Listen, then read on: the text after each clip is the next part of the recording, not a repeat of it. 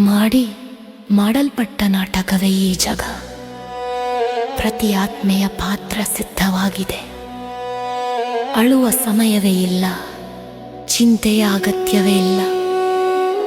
ತಂದೆಯು ಸಿಕ್ಕಿದ್ದಾರೆ ಅಂದ ಮೇಲೆ ಇನ್ನೇನು ಬೇಕು?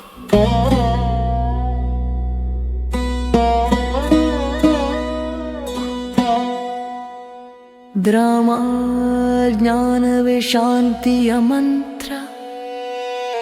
ಅದೃಷ್ಟವಂತರು ಎಂದು ಅಳುವುದಿಲ್ಲ.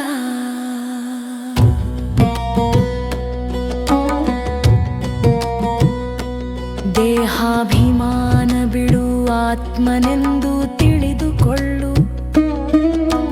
ತಂದೆಯ ನೆನಪಿನ ಪವಿತ್ರತೆಯ ಶಕ್ತಿ. ಉದ್ಯೋಗ ವ್ಯವಹಾರದಲ್ಲಿದ್ದರೂ ನೆನಪಿನ ಯೋಗ. ವಿಕರ್ಮ ವಿನಾಶದ ಮಾರ್ಗವಿದು ನಿಜವಾದ ಭಕ್ತಿ. ಸಚ್ಚಿದಾನಂದ ಸ್ವರೂಪ ತಂದೆ ಸಿಕ್ಕರು. ನಿತ್ಯ ಸುಖದ ಆಸ್ತಿ ನಮಗೆ ಕೊಟ್ಟರು.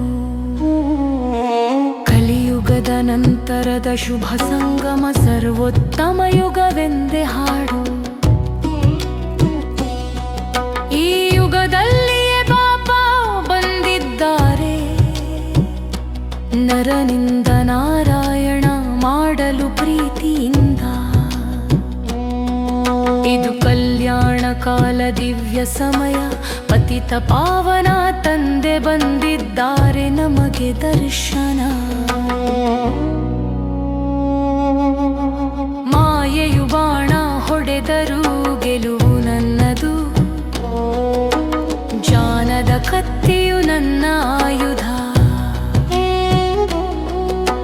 ವಿಕಾರಗಳ ಮೇಲೆ ವಿಜಯಿಯಾದರೆ ಶಿವಶಕ್ತಿಯಾಗಿ ಪ್ರಪಂಚವನ್ನಾಳುವೆನು. ದೇವಿಯ ರೂಪ ನಮ್ಮೊಳಗಿದೆ. ಜಾಣದ ಬಾಣಗಳಿಂದ ರಾವಣ ಗೆದ್ದೆನು.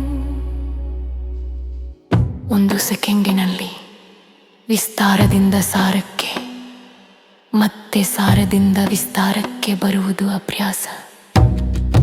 ಎಷ್ಟೇ ಕೋಲಾಹಲ ಇರಲಿ, ಅಷ್ಟು ಶಾಂತ ಸ್ಥಿತಿ. ಇದೇ controlling power. Pass with honour ಫಲಿತ. ಸಮೇಟನೆಗೆ ಶಕ್ತಿ ನನ್ನೋಳಿದೆ.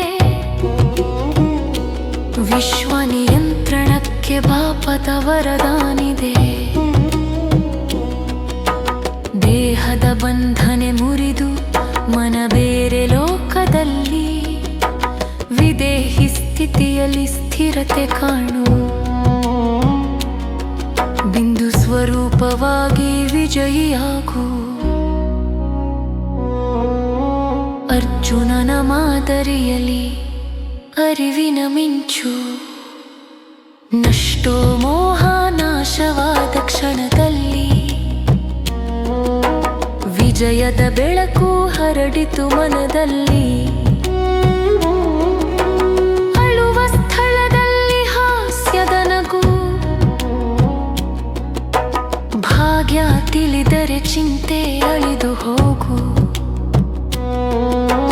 ಬಾಪ ಸಿಕ್ಕರು, ಸುಖದ ಖಜಾನೆ ಸಿಕ್ಕಿತು. ಜಗಜ್ಜೀತ ಶಕ್ತಿ ಮನದಲ್ಲಿ ಹುಟ್ಟಿತು. ಎಂದು ಅಳದ ಆತ್ಮೆಯು ನಾನು. ನರನಿಂದ ನಾರಾಯಣ ಆಗುವೆನು ನಾನು. ನಾನಾತ್ಮ ಬೆಳಕಿನ ಕಣ. ತಂದೆಯು ಬೆಳಕಿನ ಸಾಗರ. ತಮ್ಮ ನೆನಪಿನಲ್ಲಿ ಸ್ಥಿರನಾದಾಗ